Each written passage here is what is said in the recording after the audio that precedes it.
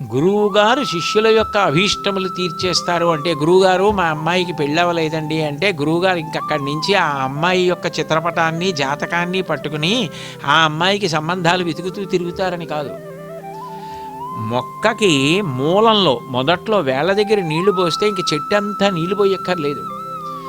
గురువుగారు ఏం చేస్తుంటారంటే, నీకు అభ్యున్నతి కలగడానికి, నీకు జీవితంలో ప్రశాంతంగా ఉండడానికి, నీ చేత ఏ మంచి పనులు చేయిస్తే ఈశ్వర కటాక్షం నీ మీద పడుతుందో, ఏ కటాక్షం పడిన కారణం చేత నీ జీవితంలో నువ్వు అనుకోని రీతిలో శుభములు జరిగి ప్రశాంతంగా ఉంటావో, నీ అభీష్టములు తీరుతాయో, అవి జరగడానికి మూలాన్ని పోషించడానికి భగవంతుని యందు భక్తి కల్పిస్తారు తన ప్రబోధం చేత.